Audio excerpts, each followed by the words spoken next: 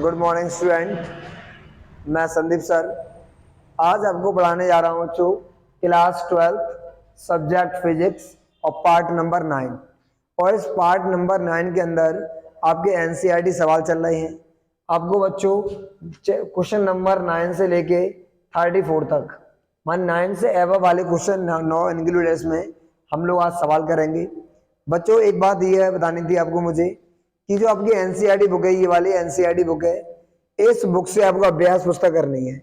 इस अभ्यास पुस्तक में आप देख पा रहे होंगे स्टूडेंट कि टोटल 34 सवाल दिए गए हैं। कितने सवाल दिए गए हैं? 34। तो आपको एनसीईआरटी सवाल जरूर लगाने हैं, चाहे आप कहीं से भी लगाएं, कैसे भी लगाएं, आपको एनसीईआरटी तैयार करने हैं। बच्चों कहा जाता है कि मंजिल तो एक ही है, रास्ता कोई सा सही। माने आपकी मंजिल क्या है? आपको एनसीईआरटी क्वेश्चन तैयार करने हैं, चाहे आप टीचर से कर लें, क्लास से कर लें, ऑनलाइन से कर लें, ऑफलाइन से कर लें, बट आपको एनसीईआरटी तैयार जरूर करने हैं, क्योंकि एग्जाम में बच्चों एनसीईआरटी क्वेश्चन आते हैं। तो इस बात पर आप विशेष ध्यान देना। एनसीईआरटी बुक लेके बैठे सभी स्टूडेंट, और एनसीईआरटी बुक की ये एक्सरसाइज चैप्टर बाई चैप्टर से आऊंगा बच्चों आपको मैं, इस पर ध्यान दें। बड़ा माधव कॉपी लेके बैठे आओ। तो स्टूडेंट्स हम लोग आगे देखने जा रहे हैं क्वेश्चन नंबर 9। बड़ा हमारा क्वेश्चन नंबर 9 देखेंगे। टाइम को वेस्ट नहीं करना हम लोगों को और यूज करना है।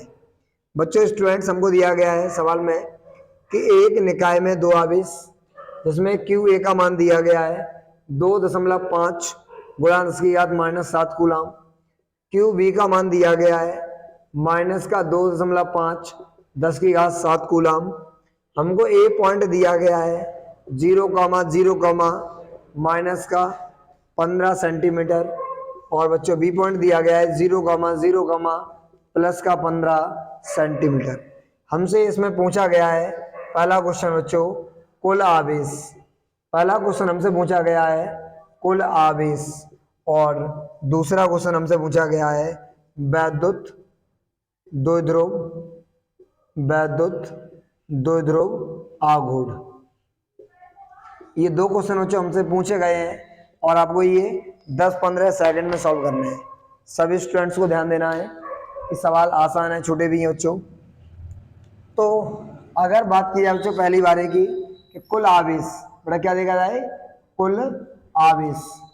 अगर मैं कुल आवेश निकालूंगा बच्चों तो कुल आवेश हमारा हो जाएगा Q1 प्लस Q2।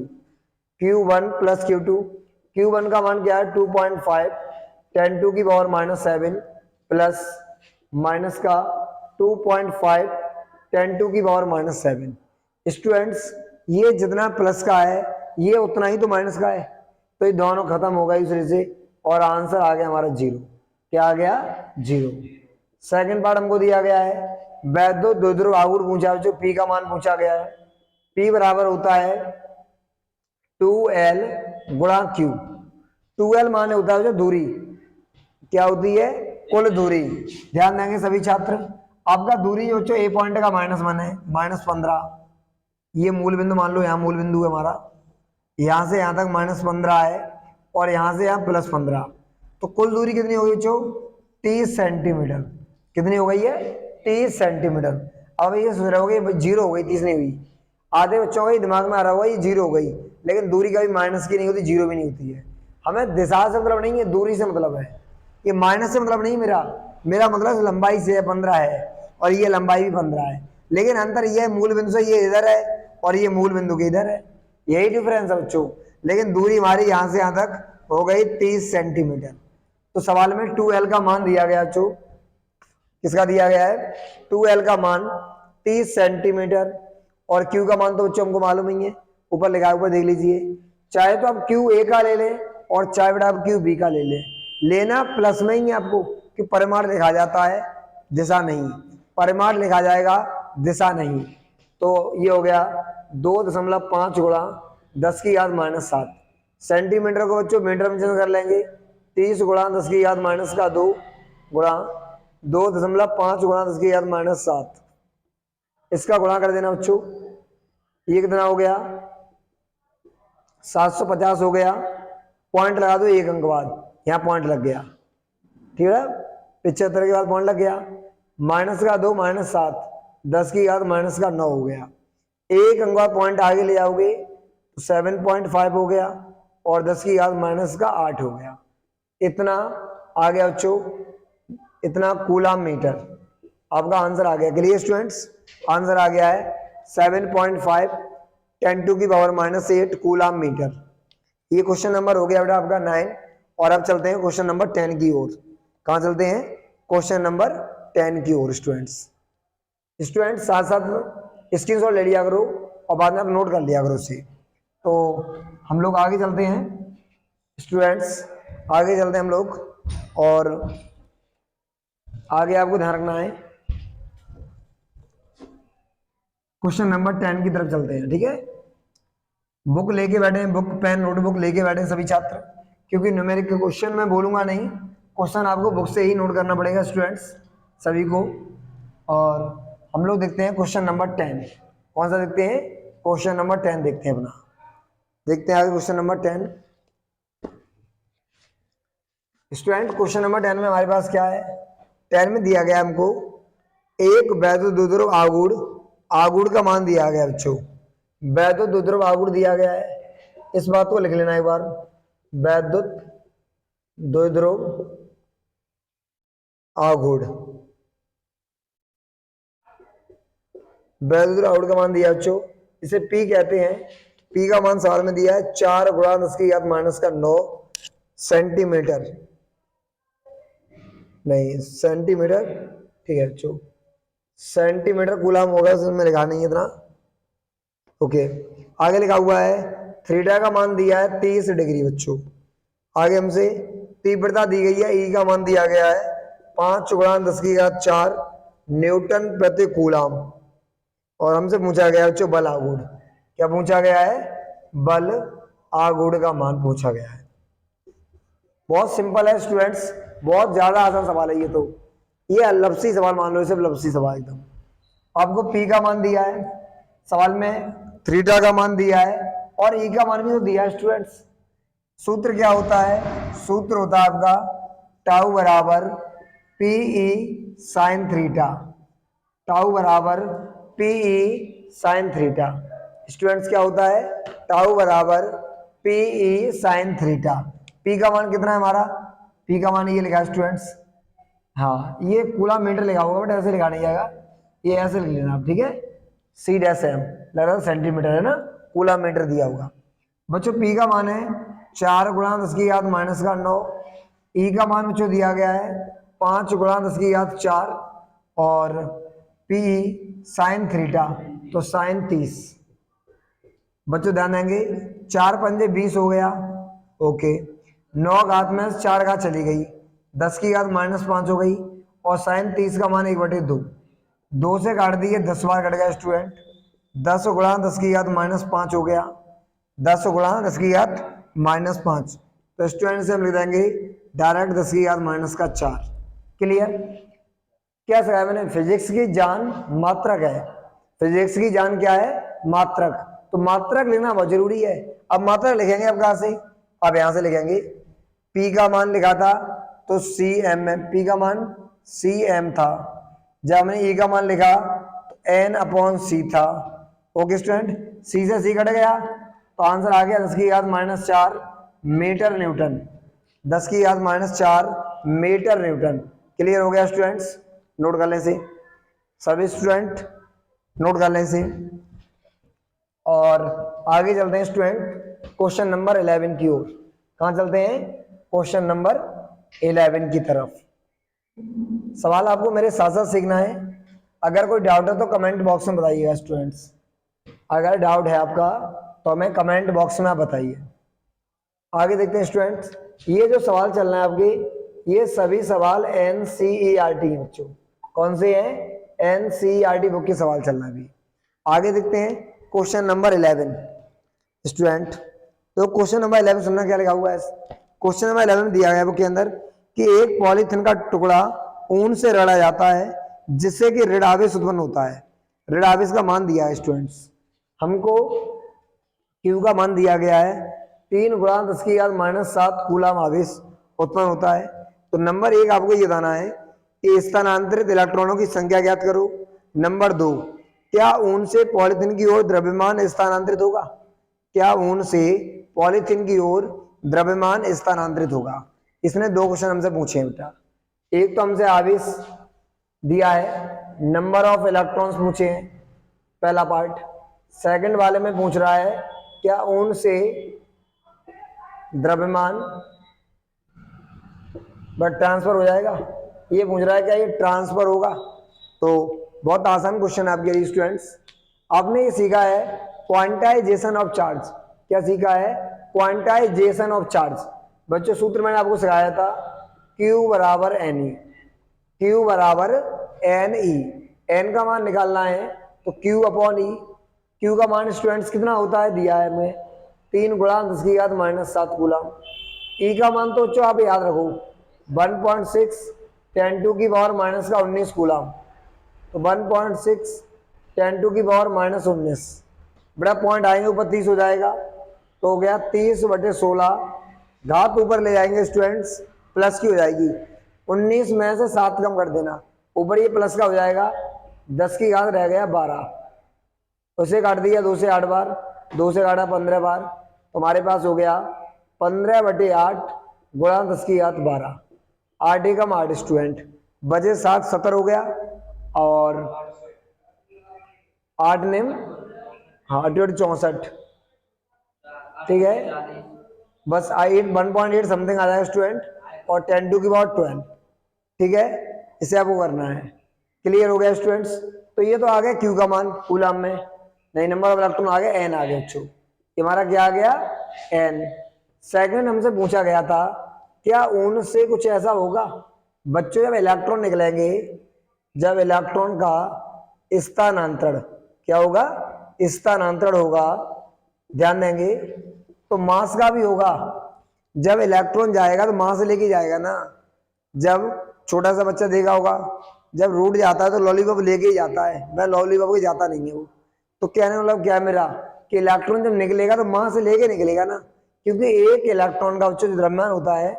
ठीक है ध्यान देना बेटा, एक इलेक्ट्रॉन बेटा किसका, एक इलेक्ट्रॉन का जो द्रव्यमान होता है वो हमारे पास कितना होता है, वो होता है 9.1 10⁻31 kg। जबकि यहाँ तो इतने इलेक्ट्रॉन निकल गए, ऊपर लिखा हुआ स्टूडेंट्स। अगर हम पता कर लें कि टोटल मास कितना ट्रांसफर हो चुका होगा, मास टोटल मास, टोटल द्रव्यमान का स्थानांतरण, क्या स्थानांतरण अगर हमें पता करना है तो इसका मल्टीप्लाई इसमें कर देना 9.1 गुणा 10⁻31 गुणा 1.8 10⁻12 प्लस 12, जो आपका आंसर आएगा इतना द्रव्यमान ट्रांसफर हुआ है स्टूडेंट्स। क्या हो गया, इतना द्रव्यमान हमारा ट्रांसफर हो गया। अब चलते हैं स्टूडेंट्स क्वेश्चन नंबर 12 की तरफ। आपको अगला सवाल देखना अपना क्वेश्चन नंबर 12। सभी स्टूडेंट्स को मेरे को परेशान होने की आवश्यकता नहीं है, बस आप लगातार हमारे साथ जुड़े रहिए और पूरा कंसंट्रेशन पढ़ाई पर रखिए स्टूडेंट्स। फुल कंसंट्रेशन अपना आप सभी पढ़ाई पर रखेंगे।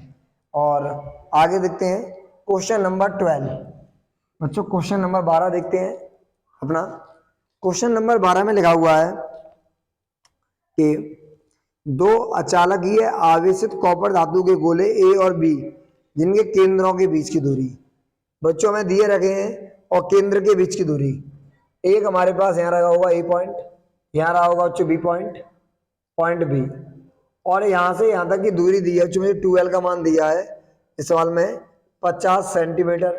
12 से आप बच्चों आर भी कहते हैं, ठीक है, आर या 12 हमें दिया गया है 50 सेंटीमीटर। ओके, प्रत्येक पर आवेश दिया बच्चों Q1 और Q2 का मान सेम दिया है, वो भी दिया है 6.5 गुणा 10⁻⁻7 कूलम। दोनों के बीच बल निकालना है और दोनों गोलियों के बीच की दूरी, दोनों गोलियों की त्रिज्या बीच की दूरी की तुलना में नगण्य है। ओके स्टूडेंट्स, हमको यहाँ पर क्या निकालना है, फोर्स निकालना है। क्या निकालना है, फोर्स निकालना है। अब इस बात पर ध्यान देंगे, सभी छात्र सब ध्यान देंगे कि हमको क्या निकालना है, फोर्स निकालना था। तो जो सूत्र तो आपको याद ही है ना, सूत्र क्या होता है हमारा, ये पहला पार्ट है इसका, सेकंड पार्ट भी है इसमें। सूत्र हमारा F बराबर 1/4 pi epsilon not Q1 Q2 बटे R स्क्वायर। ओके स्टूडेंट्स, इसका वैल्यू पुट करेंगे। मैंने आपको पहले भी प्रैक्टिस में कराया था ना, क्लास सेकंड थर्ड पार्ट में कराया था ये। इसका मान होता है 9 गुणा 10 की घात 9। Q1 का मान दिया गया है 6.5 गुणा 10 की घात -7। Q2 का मान 6.5 गुणा 10 की घात -7 अपॉन बच्चों आर का स्क्वायर माने 50 सेंटीमीटर। सेंटीमीटर को आपको चेंज करना पड़ेगा मीटर में। क्या करना पड़ेगा आपको? चेंज करना पड़ेगा। तो ये हमारा हो जाएगा 50 गुणा 10 की घात -2 मीटर। बच्चों इसे हम ये भी कह सकते हैं 5 गुणा 10 की घात -1 मीटर। तो यहाँ लगा देंगे 5 गुणा 10 की घात -1 का होल स्क्वायर। आगे सॉल्व करते हैं इसे। तो ये हमारा हो गया 9 गुणा 6.5 गुणा 6.5 गुणा, बच्चों ध्यान देना 7 और 7 14 हो गया, 7 और 7 14 हो गया, और 9 में से 14 माइनस कर दो तो 10 की घात -5 हो गया अपॉन 5 का स्क्वायर स्टूडेंट्स 25 होता है इंटू 2 एकम 2 10 की घात -2। यहाँ से हटाएंगे पॉइंट, यहाँ से हटाएंगे तो नीचे हो गया 100। इस 100 से ये 100 कट गया बच्चों, ऊपर हो गया हमारा 5 से काट दिया, 5 से कम 5 5 है 15, 5 बार 5 से कम 5 बच्चों 5 से 13 बार। तो हमारा ये क्या हो गया? ये हो गया 9 गुणा 13 गुणा 13, 9 गुणा 13 गुणा 13 और स्टूडेंट्स 10 की घात -5, 9 गुणा 169 गुणा 10 की घात -5।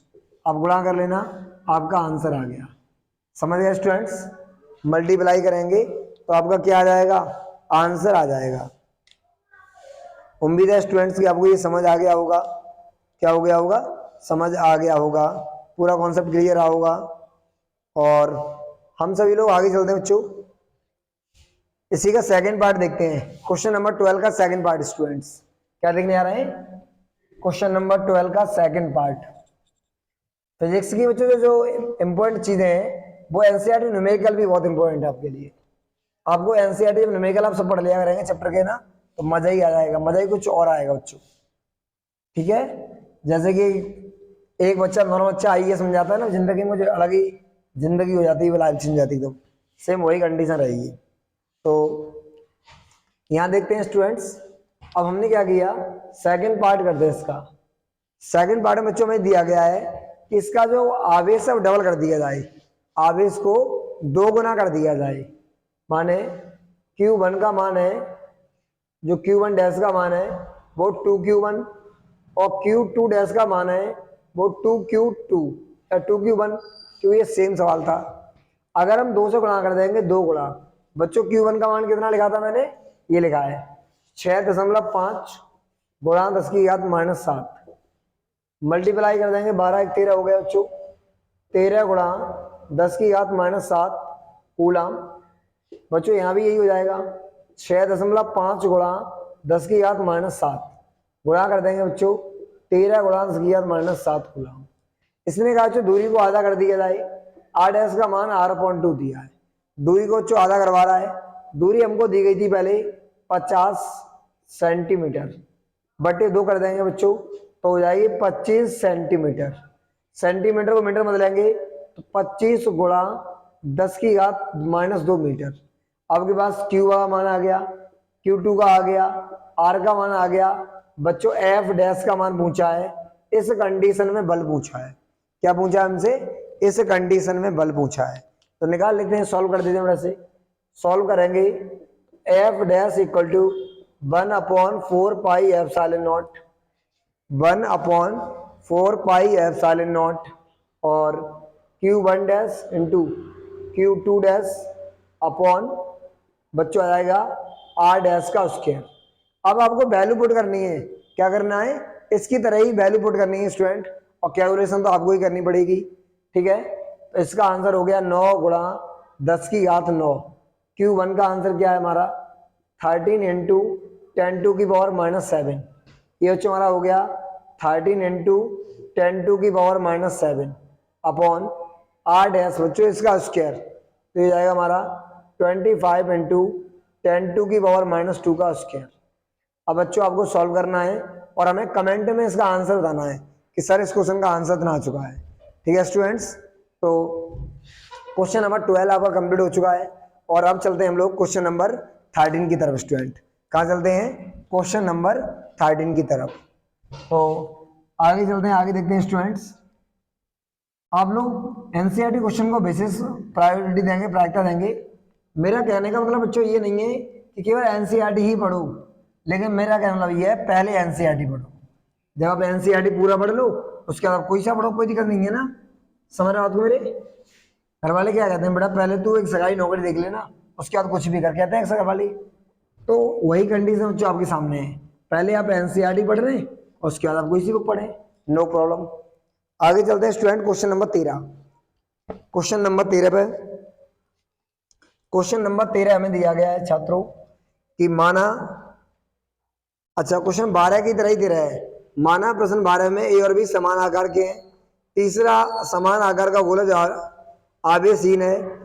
ओके बच्चों, अभी मैंने पहले ए वाला हमारा क्या माना, 12 वाले में, 12 वाले का पहला आवेश था 6.5 10 की घात -7। बी वाला आवेश था 6.5 10 की घात -7। दूरी का मान कितना था? 50 सेंटीमीटर। 12वें में सवाल में यही था ना, 12वें में सवाल में। 13वें सवाल हमारे 12वें सवाल की तरह है। एक बार पूरा सवाल सुन लो स्टूडेंट, मजा आ जाएगा, बेहतरीन सवाल है एकदम। माना कि प्रश्न 12 में ए व बी समान आकार के, ओके, एक तीसरा समान आकार का गोला जो आवेशहीन है पहले प्रथम गोले के संपर्क में लाया गया, तत्पश्चात दूसरे के संपर्क में लाया गया और अनंत में दोनों से हटा दिया गया, तब ए और बी के बीच में नया बल कितना काम करेगा। बच्चों बहुत इंपॉर्टेंट सवाल है, मैं जितना बोल रहा हूं उससे भी ज्यादा इंपॉर्टेंट सवाल है, क्योंकि ये आपको समझने के लिए जरूरी है कॉन्सेप्चुअल। बच्चों देखो, ये रहा मेरा एक ए और इसके बाद में लेके आया सी। इस पर बच्चों आवेश है और इस पर आवेश नहीं है। बेटा क्या नहीं है? आवेश नहीं है।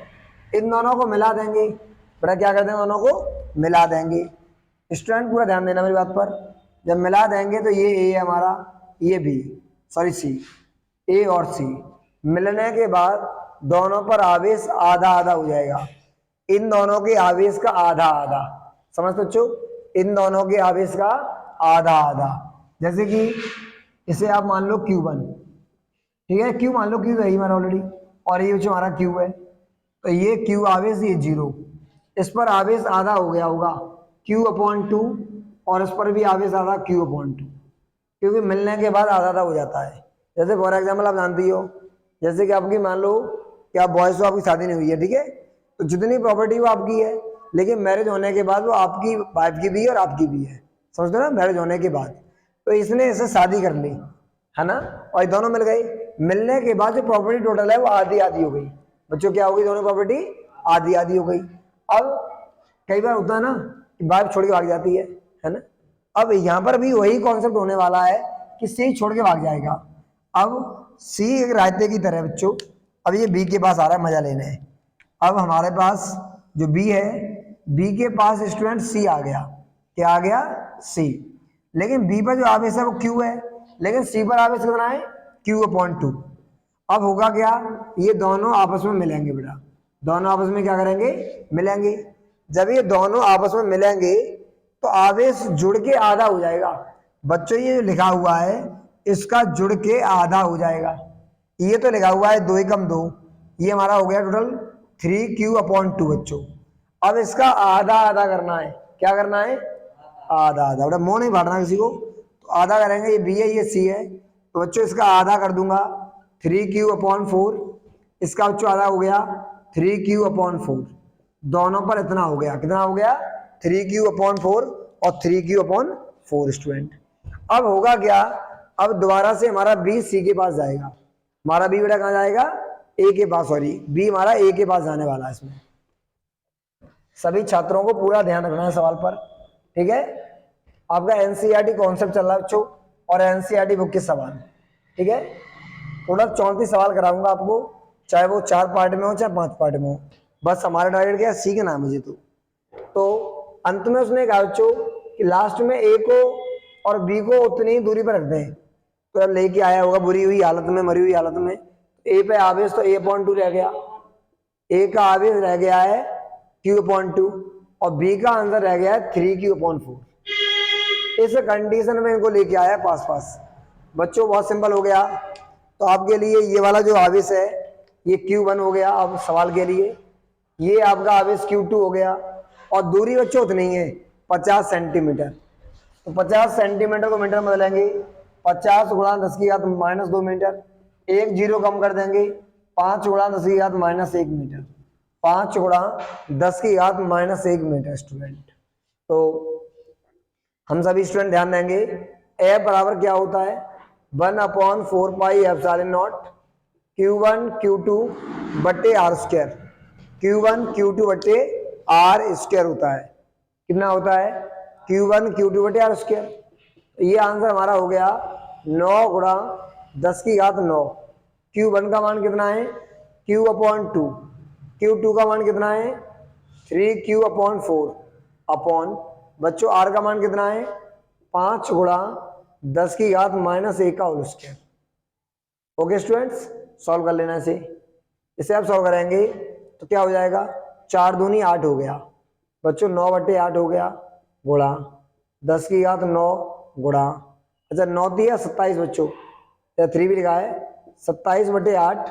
अब Q का गुणा Q में करूंगा तो Q स्क्वायर हो गया बट्टे 25 हो गया बच्चों, बट्टे में 1 हो गया, 2 एकम 2, 10 की घात -2 हो गया।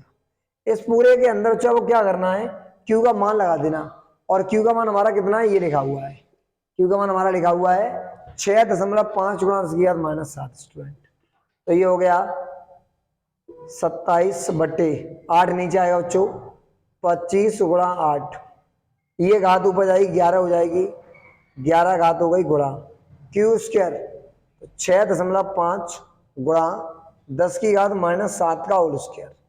ये बच्चों हमारा F आ गया। जो आंसर आएगा वो न्यूटन में आ जाएगा और यही आपसे पूछा गया है। क्लियर हो गया स्टूडेंट्स। और अब हम चलते हैं अगले सवाल की तरफ, सवाल नंबर 14 की तरफ। स्टूडेंट्स तो सभी स्टूडेंट जल्दी से इसे नोट करें, सवाल नंबर 14 की तरफ चलते हैं बच्चों। हम कहाँ चलते हैं सवाल नंबर 14 की तरफ। सभी छात्रों को जो कॉन्सेप्ट आसान था एक बार चाहो तो दोबारा समझ लो बच्चों। पहले उसने ये कहा था कि ए को सी से जोड़ा जाए, लेकिन सी तो भिखारी की कंडीशन में, भिखारी अगर हमारा कभी कोई दोस्त आता है वो कहता है हमें 100 रुपये दे दो, या हम किसी दोस्त के पास गए अपने और मैंने कहा प्लीज मर जाऊंगा 100 रुपये दे दो, नहीं तो वो मुझे दे देगा ना 100 रुपये। तो बच्चों यही कंडीशन थी, ये भिखारी कंडीशन में आया, मेरी तरह ही था भिखारी की तरह। तो इन दोनों को ये पास पास मिल गए, तो इसका जो आवेश है बच्चों ए का वो आधा आधा हो जाएगा। ए पर Q था, Q का आधा करेंगे तो Q/2 और C पर भी Q/2। फिर उसने क्या किया C जाके मिला B के साथ, लेकिन बच्चों B पे तो आवेश था ना Q, पहले से Q। अब इन दोनों को मिला के हो गया 3Q/2। हमको इन दोनों पे आधा आधा करना है बच्चों। आधा करने का मतलब 2 का भाग देना है। आधे बच्चों को ही समझ नहीं आया होगा 4 कैसे हो गया। बच्चों जब आधा करूंगा तो यहाँ 2 का भाग ही तो लगेगा, और वो नीचे 2 दूनी 4 हो जाएगा, 3Q/4 और 3Q/4। उसके बाद क्या हुआ B A के पास चला गया, उतनी दूरी पर चला गया जितनी दूरी पहले थी। पहले दूरी कितनी थी 50 सेंटीमीटर। तो Q1 का मान बच्चों ये हो गया, Q2 का मान ये हो गया, और दूरी का मान 50 सेंटीमीटर हो गया। 50 सेंटीमीटर को मीटर में बदला, ये हो गया, जीरो कम कर दिया तो 5 गुणा 10 की घात -1 मीटर हो गया। तो हमारा ये क्या आ गया, ये फाइनली बच्चों कैलकुलेशन हो गई, सवाल हो चुका है। आगे चलते हैं। अब ऐसा एक सवाल अरिहंत की बुक में भी दिया है, आप देखना इसी कॉन्सेप्ट का एक सवाल भी, उसमें 2 सवाल दिए हैं इसी कॉन्सेप्ट के। बुक में एक बार पढ़ोगे तो मिलेगा तुम्हें। तो स्टूडेंट्स हम लोग आगे चलते हैं और आगे पढ़ते हैं अपना कॉन्सेप्ट। आगे देखते हैं छात्रों, लगातार हमारे साथ लगे रहिए, बिल्कुल भी घबराने की आवश्यकता नहीं है आपको, क्योंकि आपके बेहतर कल के लिए बच्चों हम लगातार लगे रहेंगे। आगे सवाल देखते हैं अपना। सवाल नंबर हमारा करना है 14 नंबर। क्या स्टूडेंट्स सवाल नंबर 14। सवाल नंबर बेटा हम क्या देखने जा रहे हैं, सवाल नंबर 14 देखने जा रहे हैं हम। तो अगले सवाल में मैं स्टूडेंट्स ये दिया गया है कि चित्र में एक समान वैध क्षेत्र में, बच्चों इस सवाल में डायग्राम दिया गया है, हमको एक चित्र दिया गया है, हमको क्या दिया गया है,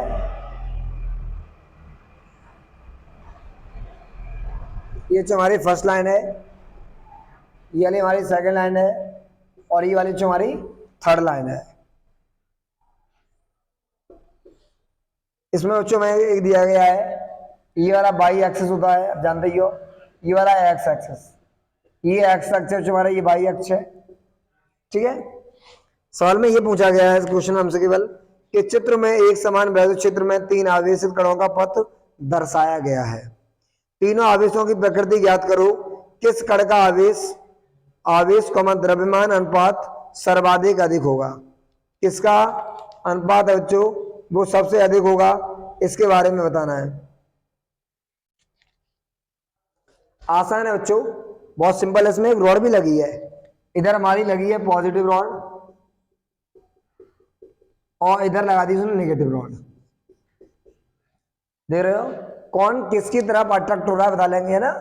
एक चाणक्य ने कहा था कि आदमी का स्पर्श करना बता देता है कि नियति क्या है, व्यक्ति का स्पर्श करना उसकी नियति बता देता है। बच्चों इनका भी नियति बेकार चल रही है कुछ की, तो ये प्लस की तरफ गया है, मैंने अच्छी प्रॉपर्टी लेना चाह रहा है प्लस की तरफ, और ये चला गया माइनस की तरफ।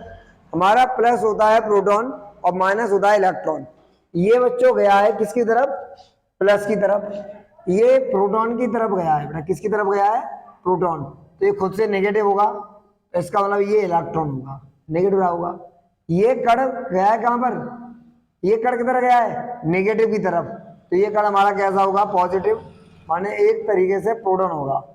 ये वाला कण बच्चों हमारे लिए धनात्मक होगा, क्या होगा, धनात्मक, क्योंकि ये प्लेट ऋणात्मक है, ये प्लेट हमारी ऋणात्मक है और ये धनात्मक होगा, जबकि ये प्लेट हमारी धनात्मक है तो ये कण ऋणात्मक होगा, इसका मतलब बच्चों इलेक्ट्रॉन होगा, क्या होगा, इलेक्ट्रॉन।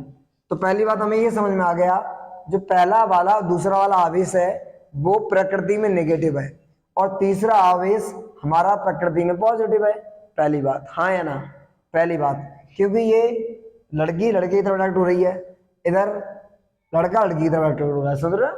अगर आप ऐसा समझ लो बच्चों, पॉजिटिव मीन्स लड़का अगर हम समझ लेते हैं और नेगेटिव मीन्स लड़की, तो आप देख रहे होंगे कि ये दोनों इस तरफ भागे हैं, इस तरफ पॉजिटिव की तरफ, माने ये इस तरफ भागा है ना, तो ये कॉन्सेप्ट। और नीचे वाले डायग्राम में बच्चों क्या, ये हमारा जो बॉयस है ना पॉजिटिव, वो इधर भागा है, समझना बात मेरी। तो हम क्या लिखेंगे बच्चों आंसर में, इसके आंसर में लिख देंगे बच्चों, थ्योरेटिकल हम आंसर लिखेंगे तो लिख देंगे उसमें कि पहला आवेश तथा दूसरा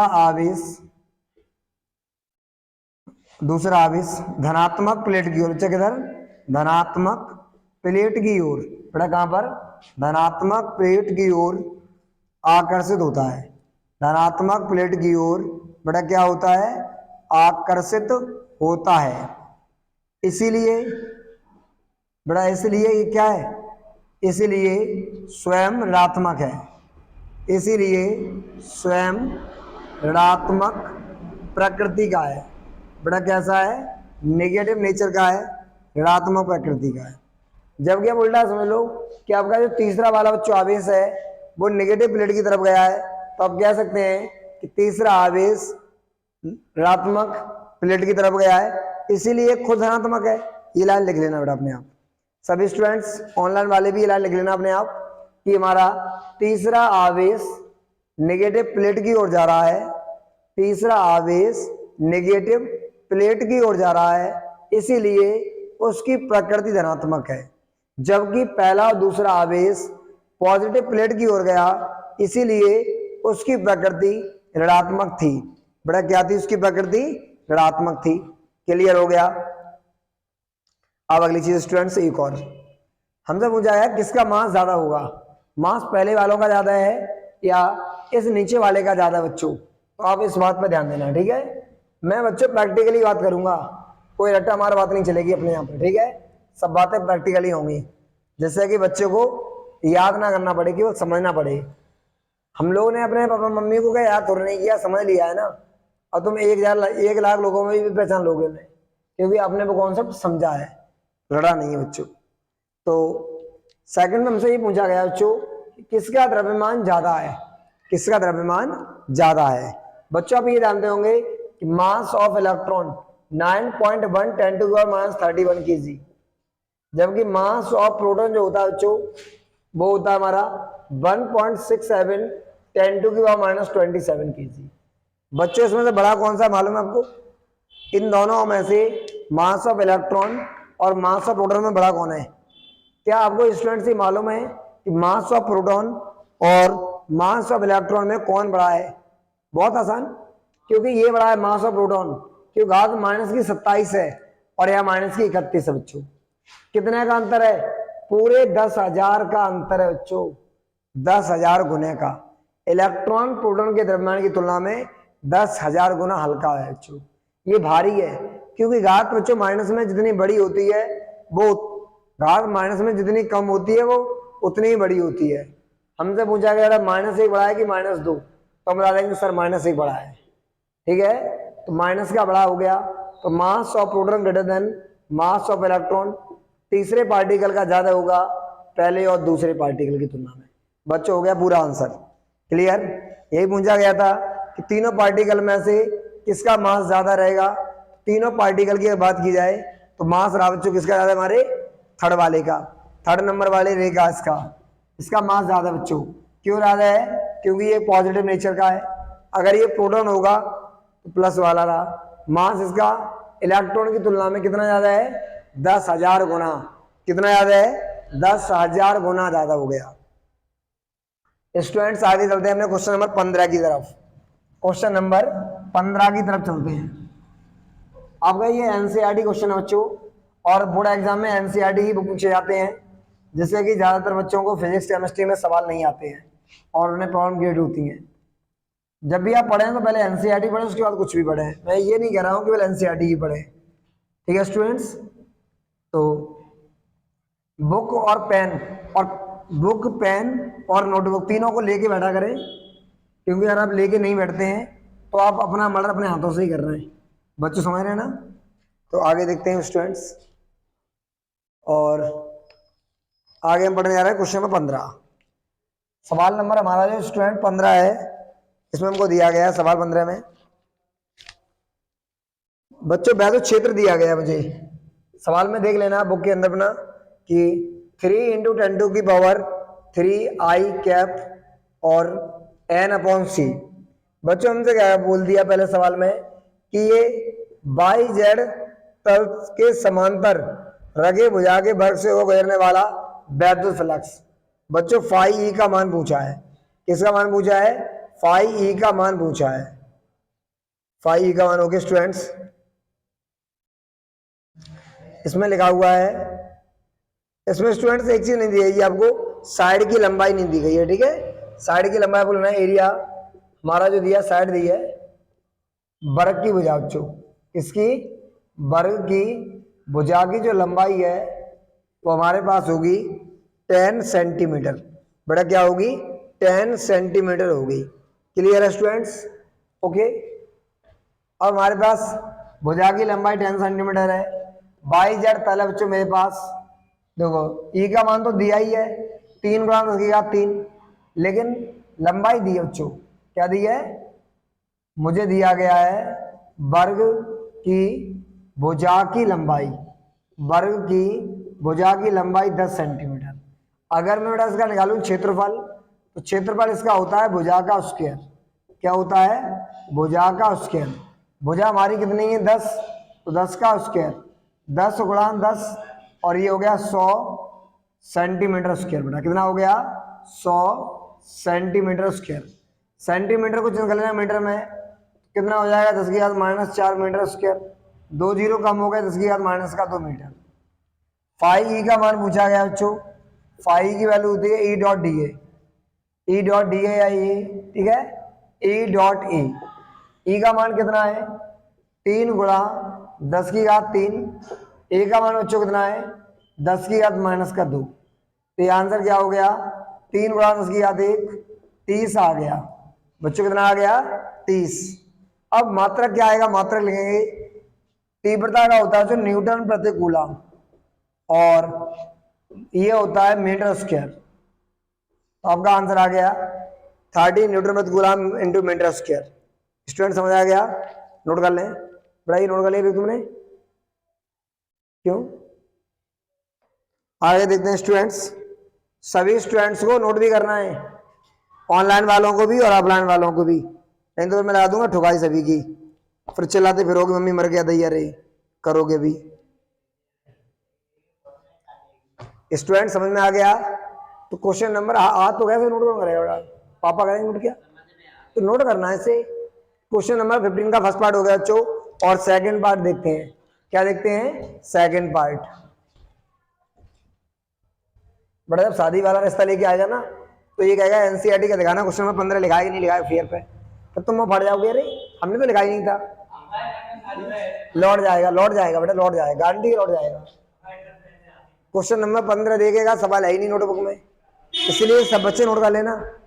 फिर बाद में फिर हमसे कहोगे सर शादी वाला तो लौट गया, रिश्ता वाला लौट गया, फिर मैं रायता फैल जाएगा, बटू नहीं पाऊंगा तुम्हारा। बच्चों थीटा का मान 60 दिया गया है, और फिर से हमसे फाई का मान पूछा गया है। ई का मान हमारा वही है 3 गुणा 10⁻³ न्यूटन प्रति कूलम बच्चों, और ए का मान तो हम निकाल चुके, एरिया हमारा कितना आया है? एरिया बच्चों 10⁻⁻²। बच्चों फाई का मान पूछा गया है थीटा 60 डिग्री पर, ठीक है। फाई की वैल्यू होती है ई डॉट ए। अगर मैंने आपको एक चीज सिखाई थी, अगर आप डॉट हटा देंगे तो कॉस आ जाएगा, ई ए कॉस थीटा। ई का मान कितना है? 3 गुणा 10⁻³, ए का मान 10⁻−2 और कॉस 60।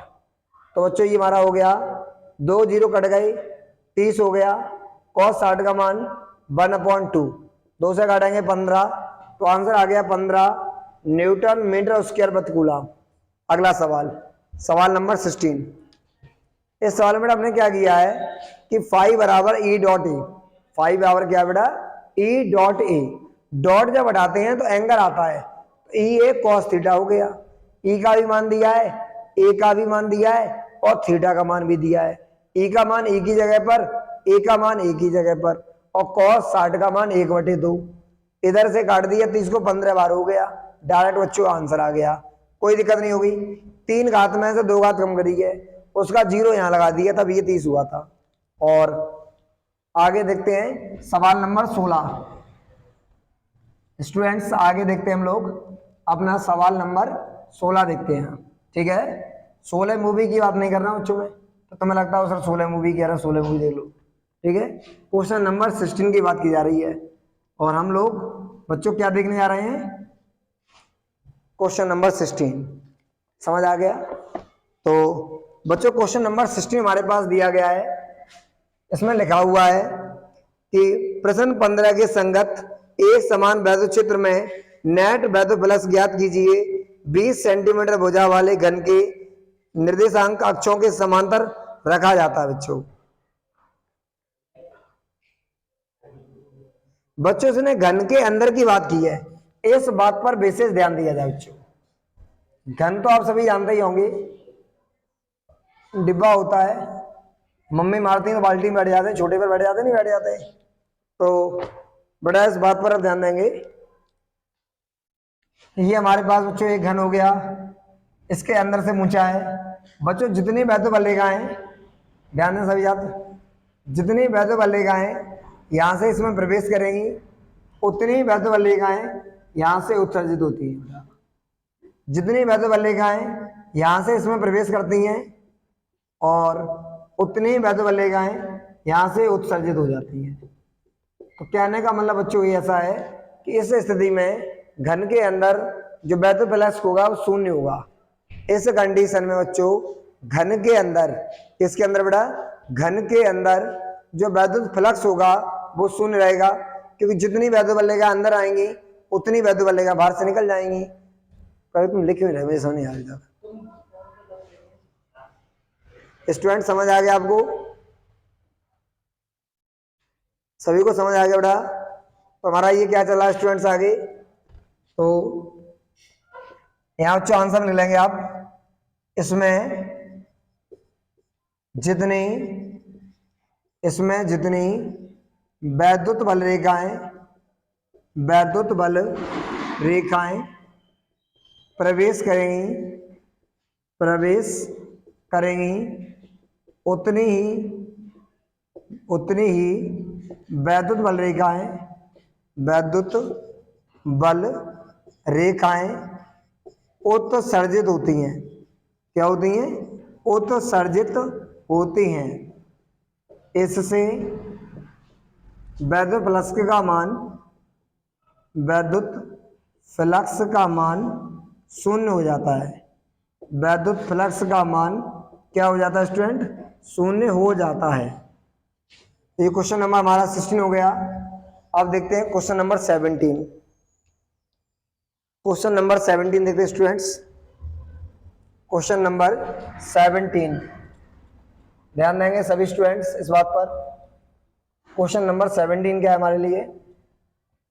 क्वेश्चन नंबर 17 में लिखा हुआ है इसमें बुक में कि काले बॉक्स से होकर गुजरने वाले बाह्य वैद्युत फ्लक्स का शुद्ध मान इतना है।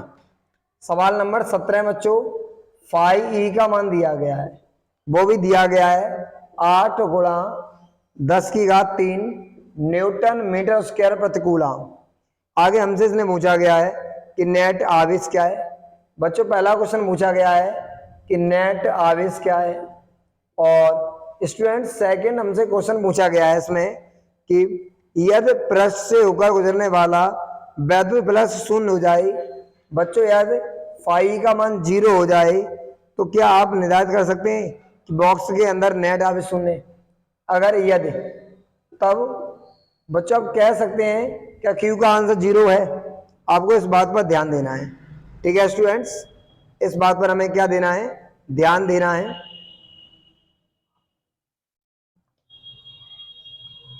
स्टूडेंट्स क्वेश्चन आप पहले नोट करेंगे इसे।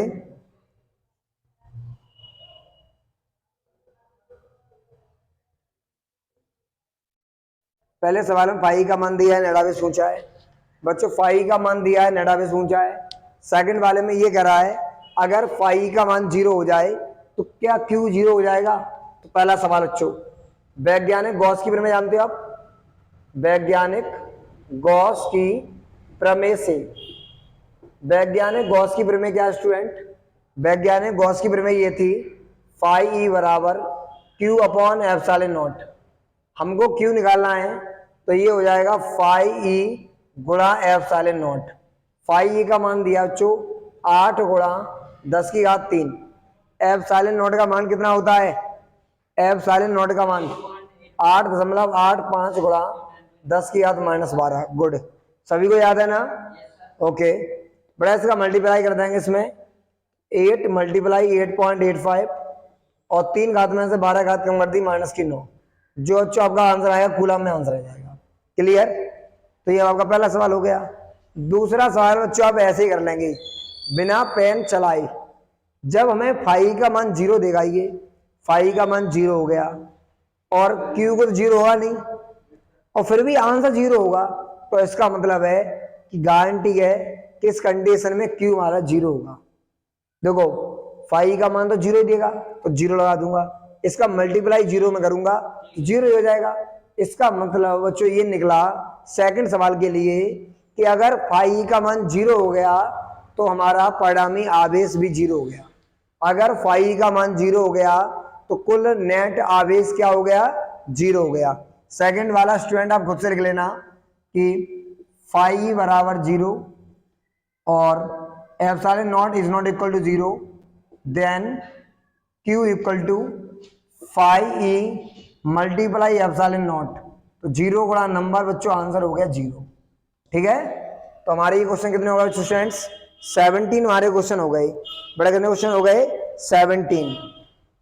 और आगे बच्चों जो क्वेश्चन हमारे 17 से आगे वाले वो आपको नेक्स्ट क्लास में कराए जाएंगे। 17 से लेके कहाँ तक? 34 तक, टोटल 18 क्वेश्चन बच्चों आपको नेक्स्ट पार्ट में कराए जाएंगे।